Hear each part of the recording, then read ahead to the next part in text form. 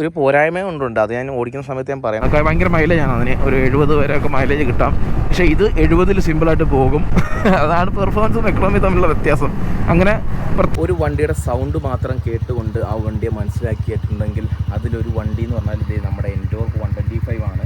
നമ്മുടെ എൻടോർക്ക് 125ൻ്റെ ചെറിയൊരു ride review ആണ്. കാര്യം ഇത് ഇപ്പം നിലവിൽ ഹൈബ്രിഡ് ആയിരിക്കുകയാണ്. എന്താണ് ഹൈബ്രിഡ് കൊണ്ടുള്ള ഗുണമെന്നൊക്കാരും ഓൾമോസ്റ്റ് എല്ലാവർക്കും അറിയായിരിക്കും. പക്ഷേ എൻടോർക്ക് 125 വന്നപ്പോൾ എന്തൊക്കെ മാറ്റങ്ങൾ വന്നു എന്ന് നമുക്ക് ജസ്റ്റ് ഒന്ന് നോക്കാം. അപ്പം മൈലേജ് കൂടുമോ ഇല്ലയോ എന്നുള്ള കാര്യവും ഇന്നത്തെ വീഡിയോയിൽ ഞാൻ പറയുന്നുണ്ട്. കാരണം എൻടോർക്ക് 150ക്ക് ഈ ഒരു ഐഗോസ്റ്റ് വന്നതുകൊണ്ട് എൻ്റെ പോലെ പേടിപ്പിക്കല്ലേ മച്ചാനെ, ഞാൻ എന്നിവിടെ വരുന്നില്ലേ.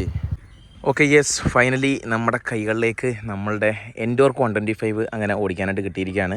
ഇത് XP വേരിയൻ്റാണ്. XP XT എന്നൊക്കെ പറഞ്ഞാൽ ഒരുപാട് വേരിയൻറ്റ് TVS എൻടോർക്കിൽ ഇറക്കുന്നുണ്ട്. ആൾക്കാർക്ക് കൺഫ്യൂഷനാണ്. അപ്പോൾ തീർച്ചയായിട്ടും അത് XP എന്ന് പറഞ്ഞാൽ എക്സ്ട്രാ പവർ, XT എന്ന് പറഞ്ഞാൽ എക്സ്ട്രാ ടെക്നോളജി. അത് TFT ഡിസ്പ്ലേയും കാര്യങ്ങളൊക്കെ വരും. ഇതിൽ എക്സ്ട്രാ പവറും കാര്യങ്ങളൊക്കെയാണ് നമുക്ക് കാണാൻ സാധിക്കുന്നത്. ഒരു ഫുൾ ബ്ലാക്ക് എഡിഷനിൽ ആ ഒരു റെഡ് അലോയി കാണാൻ എന്ത് ഭംഗിയാണെന്ന് നോക്കിയേ. ആ ബ്ലാക്ക് എന്ന് പറഞ്ഞാൽ ഒരു പിയാനോ ബ്ലാക്കിലും അതുപോലെ തന്നെ ആ ഒരു സ്ട്രൈപ്സിൽ വരുന്ന ആ ഒരു സ്റ്റിക്കറിങ്ങിലും 125 എന്ന് പറഞ്ഞാൽ ആ ഒരു ബാഡ്ജിങ്ങും, പിന്നെ ആ ഒരു പിയാനോ ബ്ലാക്ക് വിത്ത് ആ ഒരു മാറ്റ് ബ്ലാക്ക്, ആ ഒരു കളർ റെവലറി വിത്ത് ആ ഒരു അലോയി, ഡാം ലുക്ക് മാൻ.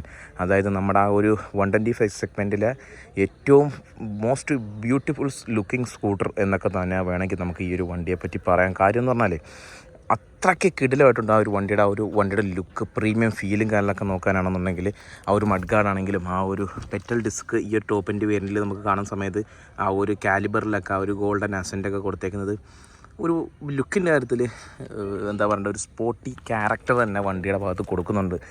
തീർച്ചയായിട്ടും ആ ഒരു ഇത് സ്കൂട്ടറാണെങ്കിൽ പോലും സ്കൂട്ടറിങ് സെഗ്മെൻറ്റിലെ പ്രത്യേകിച്ച് നമ്മുടെ ഇന്ത്യക്കാർക്കിടയിലോട്ട് ഒരു കൾച്ചർ തന്നെ മാറ്റിമറിച്ചൊരു വണ്ടി ഇത് തന്നെയാണ്. ഡിയോ വന്നു. തീർച്ചയായിട്ടും ഡിയോ ഒരു വലിയൊരു തരംഗം തന്നെയായിരുന്നു സൃഷ്ടിച്ചത് എന്നുണ്ടെങ്കിൽ അതിനേക്കാളും ഒരു പടി അഡ്വാൻസ്ഡായിട്ട് ഒരു എന്താ പറയണ്ടേ മീറ്ററിൽ ബ്ലൂടൂത്ത് കണക്ടിവിറ്റിയൊക്കെ ആദ്യമായിട്ട് കൊണ്ടുവന്ന ഒരു വണ്ടി ഉണ്ടെങ്കിൽ അത് എൻടോർക്ക് 125 ആണ്. വലിയ ഹൈപ്പിൽ വന്ന് ഇപ്പോഴും സ്റ്റിൽ ഗോയിങ് ആണ് ഈ ഒരു വണ്ടിയുടെ ഒരു പ്രധാനം എന്ന് പറയുന്നത്. മെയിനായിട്ടും അത് എടുത്ത് പറയാനുള്ള കാര്യം എന്ന് പറഞ്ഞാൽ വണ്ടിയുടെ എൻജിനാണ്. ആ ഒരു എൻജിൻ മാത്രമല്ല, ആ ഒരു എക്സോസ്റ്റ് നോട്ടും അതിന് വലിയൊരു പങ്ക് വഹിക്കുന്നുണ്ട്. കാര്യം എന്ന് പറഞ്ഞാൽ ഒരു സ്കൂട്ടർ എന്നുള്ള ടിപ്പിക്കൽ സ്കൂട്ടറിൻ്റെ ആ ഒരു സൗണ്ട് അല്ലായിരുന്നു ഈ വണ്ടിക്ക്. ഒരു മോട്ടോർ സൈക്കിളിൽ തന്നെ ഏറ്റവും ടോപ്പ് ലെവലിൽ സൗണ്ട് ചെയ്യുന്ന ഒരു ബാസ്, ഇടുമുഴക്കം പോലുള്ള സൗണ്ടാണ് ഈ ഒരു എൻജിൻ. അതുമാത്രമല്ല ഇത് 3 വാൽവ് എൻജിനാണ് ഈ ഒരു വണ്ടിയിൽ നമുക്ക് കാണാൻ സാധിക്കുന്നത്. ബ്രീത്തിങ്ങും കാര്യങ്ങളൊക്കെ വളരെയധികം ബെറ്ററായിട്ട് ചെയ്യുന്ന ഒരു മോട്ടോർ സൈക്കിളാണ്. അത് മാത്രമല്ല എൻജിൻ്റെ പവർ എന്ന് പറഞ്ഞാൽ compare to other scooters is impressive. Overall വണ്ടിയുടെ ആ ഒരു ലുക്കും കാര്യങ്ങളും സീറ്റിങ്ങും എല്ലാം തന്നെ സിമിലർ ടു എൻടോർക്ക് 150 ആണ്. ഇതിൻ്റെയാണ് ബേസിക്കലി ആ ഒരു വണ്ടി. ബട്ട് ഇപ്പം നിലവിൽ കൊള്ളാം, നല്ലൊരു കംഫർട്ടും കാര്യങ്ങളൊക്കെ തരുന്ന റൈഡറിനും പില്ലിന് അത്രയ്ക്കൊരു കംഫർട്ട് ഫ്രണ്ട്ലി ആണെന്ന് ഞാൻ പറയത്തില്ല. ലോങ് റൈഡിലൊക്കെ പോകുന്ന സമയത്ത് ഒരു തടിയൊക്കെ ഉള്ള ആൾക്കാരാണെങ്കിൽ ഇതിൻ്റെ സീറ്റിൽ റൂം കുറവാണ്. അതുമാത്രമല്ല ഈ ഒരു ഇങ്ങനെ ആ ഒരു റേസ് ഇൻസ്പയർഡ് സാധാരണ സ്കൂട്ടറിൽ കണ്ടുപോലുള്ള ഫ്ലാറ്റായിട്ടുള്ളതല്ല, ഇത് കുറച്ച് ഹൈറ്റ് ലെവലിലോട്ട് സെറ്റ് ചെയ്ത് വെച്ചേക്കുന്ന ഒരു സീറ്റാണ് ഈ ഒരു വണ്ടിയിൽ കാണാൻ സാധിക്കുന്നത്. ബേസിക്കലി ഒരു performance scooter made from India ആ ഒരു റേഞ്ചിലാണ് ഈ ഒരു വണ്ടിയെ TVS മാർക്കറ്റ് ചെയ്തിരിക്കുന്നത്. അതായത് അതിനെപ്പറ്റി ഒരു പോരായ്മ കൊണ്ടുണ്ട്. അത് ഞാൻ ഓടിക്കുന്ന സമയത്ത് ഞാൻ പറയാം. നമ്മൾ റൈഡറിലൊക്കെ കണ്ട സെയിം ആ ഒരു റിവേഴ്സ് LCD ഡിസ്പ്ലേ ആണ്. ഇത് കൊള്ളാം, കുഴപ്പമില്ല. പക്ഷേ എനിക്ക് തോന്നുന്നു വണ്ടിയുടെ വില കുറയ്ക്കാൻ വേണ്ടിയിട്ടും വണ്ടി ഐഗോ അസിസ്റ്റ് ആക്കിയത് കൊണ്ടാണ് ഈ ഒരു മീറ്റർ ഇതിനകത്തോട്ട് കൊണ്ടുവന്നിരിക്കുന്നത്. കാര്യം ഇത് ഐഗോ അസിസ്റ്റ് റെഡി ആയിട്ടുള്ളൊരു മീറ്ററാണ്. സോ ഇതിന് വിലക്കുറവാണെന്നാണ് ഷോറൂമിൽ നിന്ന് പറയാൻ കിട്ടിയത് ഇൻഫർമേഷൻ കണ്ടിട്ട്. പക്ഷേ ഇതിന് വില കൂടുതലും പഴയ മീറ്ററിന് വില കൂടുതലായിട്ടാണ് തോന്നുന്നത്. മിററൊക്കെ അത്യാവശ്യം നല്ല ക്വാളിറ്റിയുള്ള നല്ല വിസിബിലിറ്റി തരുന്ന നല്ലൊരു മിററായിട്ട് തന്നെ ഫീൽ ചെയ്യുന്നുണ്ട്.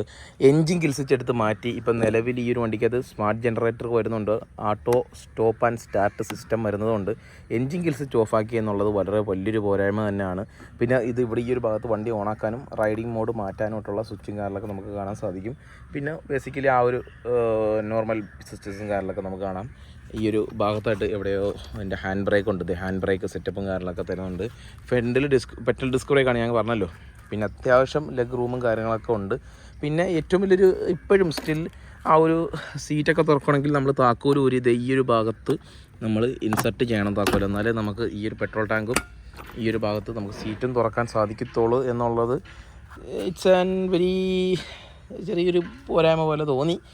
ബട്ട് അതൊക്കെ ഭാവിയിലുള്ള അപ്ഡേറ്റിൽ ടി വി എസ് കൊണ്ടുവരും. ഇത്തരം ടെക്നോളജി ഒക്കെ കൊണ്ടുവരാമെങ്കിൽ ഇനിയും അവർക്ക് ഇമ്പ്രൂവ് ചെയ്യാവുന്നതേ ഉള്ളൂ. ആ ഒരു ടെയിൽ ലൈറ്റ് ഡിസൈനൊക്കെ ആ ഒരു എയറോക്രാഫ്റ്റ് ഡിസൈൻ അല്ലെങ്കിൽ ഇൻസ്പയർഡ് ആയിട്ടുള്ള രീതിയിൽ തന്നെയാണ് സെറ്റ് ചെയ്ത് വെച്ചിരിക്കുന്നത്. സോ കൊള്ളാം. ഓവറാൾ ആവറേജ് ഒരു സ്കൂട്ടറിന് വേണ്ട അത്യാവശ്യം ക്വാളിറ്റിയും കാര്യങ്ങളൊക്കെ തന്നെ ഈ ഒരു വണ്ടിയുടെ ഭാഗത്ത് വരുന്നുണ്ട്. സീറ്റൊക്കെ അത്യാവശ്യം നല്ല വെൽ കുഷൻഡ് ആയിട്ടുള്ള സീറ്റും കാര്യങ്ങളൊക്കെ തന്നെയാണ്.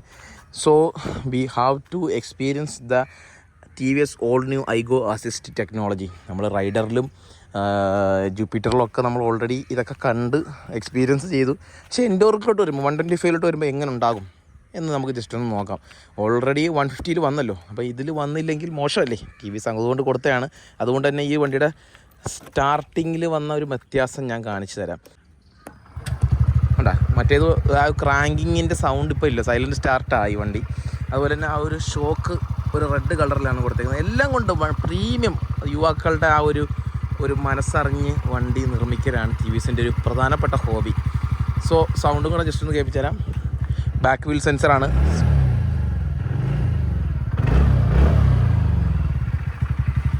Let's ride it. ഇത് XP വേരിയൻ്റ് ആകുമ്പം സാധാരണ വേരിയൻ്റ് അപേക്ഷിച്ച് കുറച്ച് പവർ കൂടുതലാണ്. ഏകദേശം ഒരു 1 bhp അടുത്ത് കൂടുതലാണ്. മാരക ത്രോട്ടിൽ റെസ്പോൺസാണ് കേട്ടോ. മാരകം എന്ന് പറയുമ്പം അതിമാരകമായിട്ടുള്ള വ്യത്യാസങ്ങളൊന്നും ഫീൽ ചെയ്തില്ലെങ്കിലും നോർമൽ എൻഡോർക്കുമായിട്ട് കമ്പയർ ചെയ്യുന്ന സമയത്ത് കുറച്ച് പവർഫുള്ളായിട്ട് തന്നെ നമുക്ക് ഫീൽ ചെയ്യും തീർച്ചയായിട്ടും. Oh yes. ഇതുവരെ ഇതിൻ്റെ ഹൈബ്രിഡ് ബാറ്ററി ഫുള്ളായിട്ടില്ല. ബാറ്ററി ഒരു 14 വോൾട്ടിലോട്ട് എത്തിയാൽ മാത്രമേ ആ ഒരു എക്സ്ട്രാ പുഷ് ക്രാങ്ക് കേസിലോട്ട് കൊടുക്കത്തുള്ളൂ. ആ ഒരു എക്സ്ട്രാ പുഷ് വലിയ കുറേ നേരത്തേക്കൊന്നുമില്ല, ഒരു നൈട്രജൻ ലൈക്ക് ഫീലൊന്നുമല്ല. നമുക്ക് വിസിബിളി അറിയാൻ പറ്റത്തില്ല. പക്ഷേ നമുക്ക് സ്ഥിരം ഓടിച്ചു കഴിയുമ്പോൾ നമുക്ക് ആ ഒരു പഴയ എൻഡോർക്കോട്ട് കമ്പയർ ചെയ്യുന്ന സമയത്ത് നമുക്ക് ആ ഒരു ചെറിയ വ്യത്യാസം നമുക്ക് ആ ഒരു 3 സെക്കൻഡ് നേരത്തേക്ക് നമുക്ക് എന്തായാലും ഫീൽ ചെയ്യും. ഇത് ബാറ്ററി ഇപ്പോൾ നിലവിൽ ഫുള്ളായിട്ടില്ല. ഫുള്ളായി കഴിഞ്ഞാൽ കറക്റ്റായിട്ട് നമുക്ക് അറിയാൻ സാധിക്കും. സോ വണ്ടിയുടെ ഹാൻഡിലിങ്ങും കാര്യങ്ങളൊക്കെ ഞാൻ എൻഡോർക്ക് കഴിഞ്ഞ ആഴ്ച കൊണ്ട് ഓടിച്ചതേ ഉള്ളൂ. 10-60 കിലോമീറ്ററോളം ഓടിച്ചതേ ഉള്ളൂ. അപ്പം എൻഡോർക്ക് 150 ആയിട്ട് കമ്പയർ ചെയ്യുന്ന സമയത്ത് ഒരു ഹ്യൂജ് പെർഫോമൻസ് ഡിഫറൻസ് ഒന്നും 150-ൽ നമുക്ക് കാണാൻ സാധിക്കത്തില്ല. ഏറെക്കുറെ ആ ഒരു വണ്ടി ചെയ്യുന്ന കാര്യങ്ങൾ തന്നെ ഈ വണ്ടിയും ചെയ്യും. പക്ഷേ അത് കുറച്ചുകൂടെ എഫേർട്ട്ലെസ്ലി ചെയ്യുമെന്നുള്ള കാര്യമാണ് നമുക്ക് ആ ഒരു വണ്ടിയുടെ പ്രത്യേകത എന്ന് പറയുന്നത്. അതായത് നമുക്ക് സ്റ്റിൽ ഇതിനകത്ത് ഒരു 70-ലൊക്കെ വേണമെങ്കിലും ഹൈവേയിൽ ക്രൂസ് ചെയ്യാം. അതിലാകുമ്പോൾ ഒരു 80, 85, 90-ൽ വേണമെങ്കിൽ ക്രൂസ് ചെയ്യാം. ഇതിലും 80 വേണമെങ്കിൽ ക്രൂസ് ചെയ്യാം. പക്ഷേ ഫ്യൂൽ എഫിഷ്യൻ്റ് അത്രയ്ക്ക് ആവണമെന്നില്ല. കാര്യം നിങ്ങൾ പറഞ്ഞാൽ ചിലപ്പം തെറ്റിദ്ധരിക്കും. അതായത് സാധാരണ ഒരു സ്കൂട്ടറിനെ സംബന്ധിച്ച് ഇതിന് കുറേ ത്രോട്ടിൽ കൊടുക്കേണ്ടതായിട്ട് വരും, പവർ കുറവായതുകൊണ്ട്.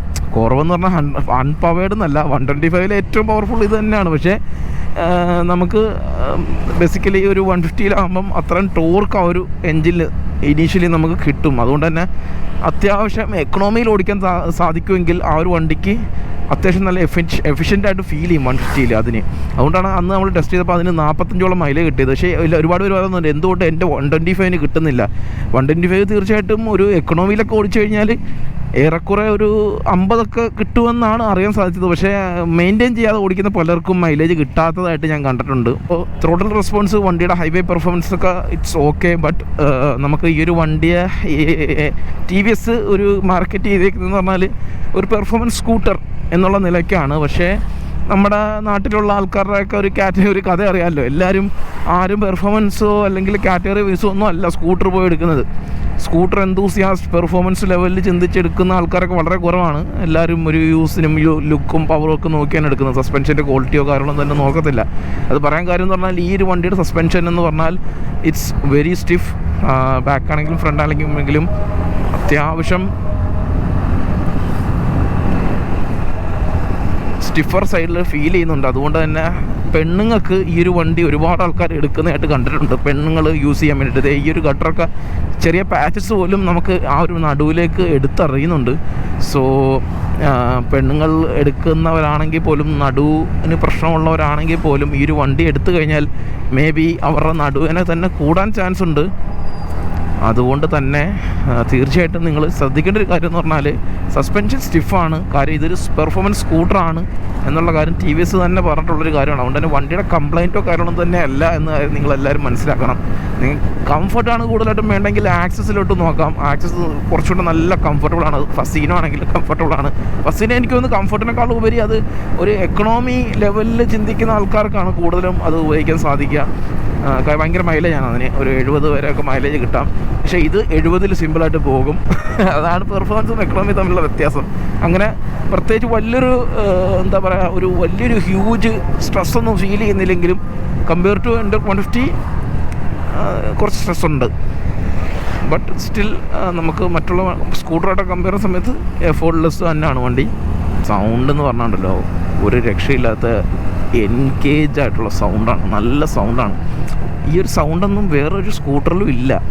ഹീറോ സൂം 160 ഇറങ്ങി, 125 ഇറങ്ങി, അപ്രീലിയയുടെ മോട്ടോർ സൈക്കിൾസ് ഉണ്ട്, ഈവൻ എയറോക്സ് ഉണ്ട്. എയറോക്സിനൊന്നും പോലും 125 അത്രയും പോലും നല്ലൊരു സൗണ്ട്.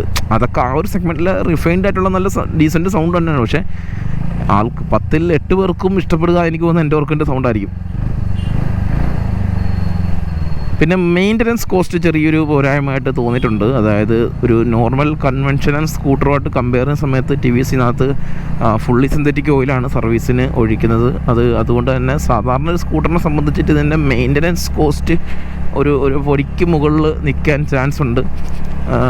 പിന്നെ സർവീസ് ക്വാളിറ്റി അതൊക്കെ ഡിപ്പെൻഡിങ് ഓൺ ഷോറൂം ആയിരിക്കും. പിന്നെ ബിൽഡ് ക്വാളിറ്റി ഇതൊക്കെ കുറച്ച് എക്സ്ട്രാ കെയർ കൊടുത്ത് നമ്മൾ ഈ വണ്ടിയെ നമ്മൾ നോക്കിയില്ലെന്നുണ്ടെങ്കിൽ തീർച്ചയായിട്ടും ഒരു ചെറിയൊരു ബിൽഡ് ക്വാളിറ്റിയിലൊക്കെ ഇഷ്യൂസും കാര്യങ്ങളൊക്കെ കിട്ടാനുള്ള ചാൻസസ് ഉണ്ട്. പക്ഷേ നോട്ട് അൺറിലയബിൾ ഞാൻ പറയത്തില്ല. ഓയിലും കാര്യങ്ങളൊക്കെ കറക്റ്റായിട്ട് മാറി ഉപയോഗിക്കുവാനാണെന്നുണ്ടെങ്കിൽ തീർച്ചയായിട്ടും ഇത് ലാസ്റ്റ് ചെയ്യും. കാര്യം ഈ വണ്ടിയായിട്ട് ലോങ് റൈഡ് പോകുന്ന ഒരുപാട് പേരെ എനിക്ക് പേഴ്സണലി അറിയാം. ഒരുപാട് 50,000 കിലോമീറ്ററൊക്കെ കഴിഞ്ഞ് ഇതുവരെയും വലിയ വിഷയങ്ങളൊന്നും ഇല്ലാതെ പോകുന്ന ആൾക്കാരെ എനിക്കറിയാം. സോ അതൊരു വലിയ വിഷയമല്ല, പക്ഷേ എക്സ്ട്രാ കെയർ കൊടുക്കണം. ഹോണ്ട ആക്റ്റീവ ഒക്കെ പോലെ കിടന്ന് ഓടുന്ന പോലെ പട്ടിയെ പോലെ കിടന്ന് ഓടുമോ എന്നുള്ള കാര്യം ഡൗട്ടാണ്. ഒരു ഓയിലൊക്കെ കറക്റ്റ് സമയത്തങ്ങ് മാറിയേക്കണം. അതുകൊണ്ടല്ലേ 70-75 ഈ വണ്ടിക്ക് ഒന്നുമല്ല. പക്ഷേ 75 പോകുന്ന സമയത്ത് നമ്മൾ എക്കണോമി കൂടെ മനസ്സിൽ കരുതിയിരിക്കണം. ഇല്ലെങ്കിൽ എക്കണോമി നല്ല രീതിയിൽ പണി തരും. ബേസിക്കലി എൻ്റെ ഒരു യൂസിന് ഈ വണ്ടിയാണോ ബെറ്റർ എന്ന് വെച്ച് കഴിഞ്ഞാൽ, നിങ്ങളൊരു ഓൾറൗണ്ടർ സ്കൂട്ടർ നോക്കുന്നുണ്ടെങ്കിൽ, നിങ്ങൾ അത്യാവശ്യം ട്രിപ്പൊക്കെ കൊണ്ടുപോകണം ആഗ്രഹിക്കുന്നവരാണെന്നുണ്ടെങ്കിൽ ഈ വണ്ടി എടുക്കുന്നുണ്ട്, ഒരു സീനുമില്ല. ബട്ട് സ്റ്റിൽ ഞാൻ പറയുന്നു, ആ സസ്പെൻഷൻ്റെ സ്റ്റിഫ്നെസ് എല്ലാവർക്കും വളരെ നിസ്സാരമായിട്ട് കാണുന്ന കാര്യമാണ്. നമ്മുടെ നടുവിനൊക്കെ ലോങ് ടൈം യൂസിൽ അടി കിട്ടാൻ ചാൻസ് ഉണ്ട്. പക്ഷേ വണ്ടി പവറാണ്, അത് പറയേണ്ട ആവശ്യമില്ലല്ലോ, എല്ലാവർക്കും അറിയാവുന്ന കാര്യമാണ് എൻഡോർക്ക് എന്താണ് എന്നുള്ള കാര്യം. So yes, that is the Ntorq 125 hybrid technology വന്നതിൽ എന്തായി. പിന്നെ ഐഗോസ്റ്റ് വന്നതുകൊണ്ട് മൈലേജ് എന്തായി തീരുമെന്നൊന്നും എനിക്കറിയത്തില്ല. മൈലേജൊക്കെ എന്തായാലും ഷുവറായിട്ടും ബെറ്റർ ആകാൻ ചാൻസസ് ഉണ്ട്. സോ യെസ്, ഇത്രയൊക്കെ തന്നെ ഉള്ളൂ നമ്മുടെ ഇന്നത്തെ ഈ ഒരു വീഡിയോ. ഓൺ റോഡ് പ്രൈസ് പറയുന്നില്ലെന്ന് ഒരുപാട് പേര് പരാതിയാണ്. On road price seriously guys, on road price എന്ന് പറഞ്ഞു കഴിഞ്ഞാൽ എല്ലായിടും ഒരുപോലെ ആയിരിക്കണമെന്നില്ല. ബട്ട് ഞാൻ പറയുന്നു, ഒരു 1.25 റേഞ്ചിൽ നമുക്ക് ആക്സസുമായിട്ട് കമ്പയർ ചെയ്യുന്ന സമയത്ത്, അല്ലെങ്കിൽ മറ്റുള്ള ഫസീനോ ഏതൊരു മോഡലായിട്ട് കമ്പയർ ചെയ്താലും ഇതിന് 3 വാൽവ് വരുന്നത് വളരെ വലിയൊരു ഗുണം തന്നെയാണ്. എൻജിൻ എഫിഷ്യൻസി, ബ്രീത്തിങ് എല്ലാം പക്കായിരിക്കും.